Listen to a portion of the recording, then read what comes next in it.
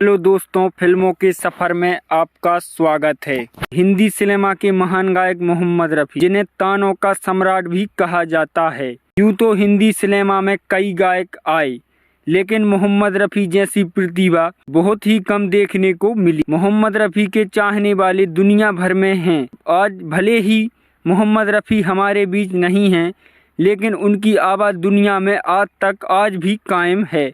आज की वीडियो में हम उनसे जुड़ा एक किस्सा के बारे में बात करने वाले हैं। चलिए दोस्तों, तो वीडियो शुरू करते हैं। ये चांद सा रोशन चेहरा, जुल्फों का रंग सुनहरा, ये झील सी नीली आंखें ही अनजान राहों का। यह बात है उस दौर की जब फिल्म इंडस्ट्री में B.R. चोपड़ा जैसे फिल्म निर्माता निर्देशक उनकी फिल्म एक के बाद एक हिट हो रही थीं। वह फिल्म इंडस्ट्रीज में अभिनेता और अभिनेत्रियों के साथ साथ इंडस्ट्रीज के गायक और गायिकाओं का भी करियर बना रहे थे। उस दौर में लता मंगेशकर और मोहम्मद रफ़ी जैसे गायक हिंदी सिनेमा पर छाए हुए थे। मोहम्मद रफ़ी तब B.R. चोपड़ा की पहली पसंद हुआ करते थे।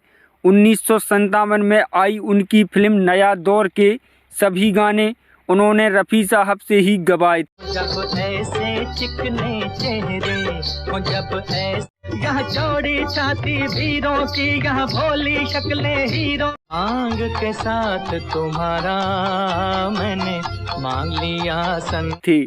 उसके बाद 1959 में आई फिल्म धूल का फूल भी रफ़ी साहब ने ही गाए थे, जिसका वह गाना हिंदी सिनेमा में जैसे हमेशा के लिए अमर हो गया था। तू हिंदू बनेगा ना मुसलमान बनेगा, इंसान की औलाद है इंसान बनेगा। हिंदू बनेगा न मुसलमान बनेगा, इंसान की औलाद। इस कालिजे गीत को मशहूर गीतकार साहिल लुधियानवी जी ने लिखा था। मोहम्मद रफ़ी से पक्की दोस्ती होने से B.R. चोपड़ा ने सोचा क्यों ना मोहम्मद रफ़ी को हमेशा के लिए सिर्फ अपने प्रोडक्शन के फिल्मों के लिए बाउंस कर लिया जाए। कहा जाए कि वह अब से सिर्फ B.R. फिल्म्स के लिए ही गाने गाएंगे और किसी के लिए नहीं। B.R. चोपड़ा को उस वक्त इंडस्ट्री में अपनी हैसियत खूब अच्छी तरह से मालूम थी। उन्हें लगता था कि इंडस्ट्री में कोई उनकी बात को काट नहीं सकता। लिहाजा यह प्रोजेक्ट लेकर B.R. चोपड़ा रफ़ी साहब के पास पहुंचे और उनके सामने अपनी पेशकश रखी। रफ़ी साहब बहुत ही सरल और सीधे स्वभाव के इंसान थे। उन्होंने हंसते हुए शालीनता के साथ B.R. चोपड़ा की पेशकश को ठुकरा दिया। उन्होंने कहा, चोपड़ा साहब, कोई भी कलाकार कभी किसी बंधन में बंधकर काम नहीं कर सकता। उनके इनकार करने से B.R. चोपड़ा उखड़ गए और बोले, आज से आप मेरी किसी भी फिल्म में गाने नहीं गाएंगे। मैं इंडस्ट्री में नया रफ़ी बनाऊंगा। मैंने आप जैसे बहुत से गायकों को देखा। इतना कहकर वहां से चले गए, लेकिन मोहम्मद रफ़ी उन्हें पलटकर कोई जवाब नहीं दिया। इसके बाद दोनों की रिश्ते में खटास आ गई। B.R. चोपड़ा ने उस वक्त के सभी बड़ी फिल्म निर्माताओं से यह कह दिया था कि वह अपनी फिल्मों में रफ़ी साहब को काम ना दें।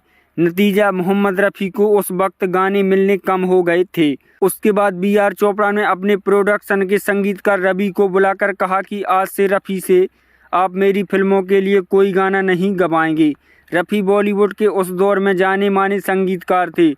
वह B.R. बैनर की फिल्मों के लिए ही संगीत तैयार किया करते थे। लिहाजा रवि ने कहा कि अब आप रफ़ी की जगह किसी और गायक को उनकी तरह तैयार करें। संगीतकार रवि ने उस वक्त इंडस्ट्री में अपनी पहचान बना रहे गायक महेंद्र कपूर को B.R. फिल्म्स की फिल्मों गाने के लिए चुन लिया। हालांकि महेंद्र कपूर खुद मोहम्मद रफ़ी को ही अपना गुरु मानते थे, लेकिन रवि ने B.R. बैनर की फिल्मों के लिए उन्हें ही चुना। इसलिए अगर आप गौर करेंगे तो पाएंगे कि B.R. चोपड़ा की ज़्यादातर फिल्मों में हीरो के लिए महेंद्र कपूर ने ही गाने गाए हैं। संगीतकार रवि ने B.R. चोपड़ा के कहते के मुताबिक उनकी फिल्मों में महेंद्र कपूर को ही गाना गवाना शुरू कर लिया। संगीतकार रवि कहते हैं कि महेंद्र कपूर ने अपने आप को हूबहू रफ़ी के अंदाज में ढाल लिया था, लेकिन संगीतकार रवि को अभी भी उन गानों में कुछ खास मज़ा नहीं आ रहा था। उन्हें अभी भी मोहम्मद रफ़ी की कमी बहुत अखर रही थी। संगीतकार रवि और मोहम्मद रफ़ी के बीच बहुत गहरी दोस्ती थी, शायद इसलिए वह रफ़ी को भूल नहीं पा रहे थे। फिर साल आया 1965 का और इस बार बी.आर. चोपड़ा वक्त जैसी मल्टी स्टार फिल्में बना रहे थे। इस बार भी फिल्म के संगीत की जिम्मेदारी म्यूजिक डायरेक्टर रवि के कंधों पर ही थी। इस बार भी संगीतकार रवि ने फिल्म के सभी युगल गीत महेंद्र कपूर और आशा भोसले से गवाए थे, लेकिन फिल्म के टाइटल ट्रैक को रिकॉर्ड करवाने के लिए वह बी.आर. चोपड़ा के पास गए और उनसे गुजारिश की कि फिल्म के टाइटल वाले गाने को तो सिर्फ मोहम्मद रफ़ी साहब ही गा सकते हैं, क्योंकि उस गाने के बोल गीतकार साहिल लुधियानवी ने लिखे। जिन लफ्ज़ों में लिखा है उसे रफ़ी के अलावा और कोई नहीं गा सकता। रवि ने कहा कि गाने की मैंने जो धुन तैयार की है वह भी मैंने रफ़ी को ही ध्यान में रखकर तैयार की है, लिहाजा इस गाने के लिए तो आप रफ़ी साहब को ही बुलाइए। जब बी.आर. चोपड़ा ने उस गीत के बोलों को पढ़ा और उसकी धुन को सुना जिसे संगीतकार रवि ने बनाया था, उन्होंने रवि को एक ब्लैंक चेक दिया और कहा कि आप जाइए रफ़ी के पास, उनसे कहिए कि अपने मन के मुताबिक रकम इस चेक पर भर लें, लेकिन यह गाना वही ही गाएं। यह बात रवि ने एक इंटरव्यू में खुद बताई थी। जब संगीतकार रफ़ी साहब के पास पहुंचे और उन्हें पूरी कहानी सुनाई तो पहले तो रफ़ी साहब ने साफ इनकार कर दिया। उन्होंने कहा कि वह बी.आर. चोपड़ा के लिए नहीं गाएंगे, लेकिन रवि के बार बार निवेदन करने पर उनके कहने पर अगर आप यह गाना नहीं गाएंगे तो मैं इंडस्ट्री ही छोड़ दूंगा, तो रफ़ी साहब ने गाने के लिए तैयार हो गए। रफ़ी साहब ने फिल्म वक्त का वह टाइटल ट्रैक अपनी दर्द भरी आवाज़ में इस तरह रिकॉर्ड करवाया कि सुनने वालों की आंखों में आंसू आ गए।